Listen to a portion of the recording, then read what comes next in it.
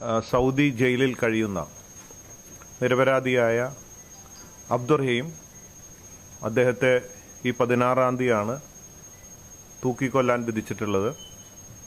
അപ്പം അതിൻ്റെ മോചനദ്രവ്യത്തിനായി 34 കോടി രൂപ വേണം. അതിലേക്ക് ബോച്ചെ ഫാൻസ് ചാരിറ്റബിൾ ട്രസ്റ്റും മറ്റ് സംഘടനകളും മനുഷ്യസ്നേഹികളെല്ലാം ചേർന്ന് 18 കോടി രൂപ പിരിച്ചു കഴിഞ്ഞു. ഇനിയും 16 കോടി രൂപയോളം വേണം.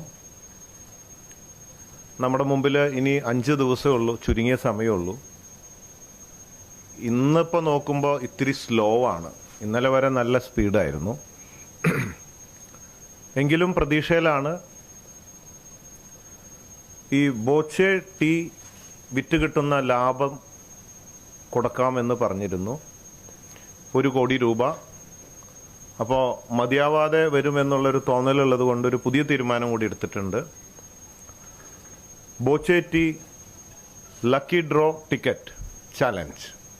Boche tea lucky draw ticket ഓൺലൈനായിട്ടാണ് ഇപ്പോൾ ലഭ്യമാവുക. മാസാവസാനമാകുമ്പോൾ സൂപ്പർ മാർക്കറ്റുകളിലും ലഭ്യമാവും. അതുകൊണ്ട് എല്ലാവരും സംഭാവന ചെയ്തുകൊണ്ടും Boche tea lucky draw ticket challenge വിജയിപ്പിച്ചുകൊണ്ടും അബ്ദുൾ റഹീമിനെ തൂക്കുമരത്തിൽ നിന്ന് ഇറക്കി നമുക്കിവിടെ കൊണ്ടുവരണം. മലയാളികളായ നമ്മളെല്ലാവരും ജാതി, മതം, കക്ഷി രാഷ്ട്രീയങ്ങൾക്ക് അതീതമായി ഒരു അത്യാവശ്യം വരുമ്പോൾ നമ്മൾ ഒന്നിച്ചു നിന്ന് പലപ്പോഴും കഴിവ് കാണിച്ചിട്ടുണ്ട്, നമ്മുടെ ശക്തി കാണിച്ചിട്ടുണ്ട്. അത് ഇവിടെ ആവർത്തിക്കണമെന്ന് വിനീതമായി അപേക്ഷിക്കുകയാണ്. സേവ് അബ്ദുൾ റഹീം എന്ന ആപ്പിലൂടെയും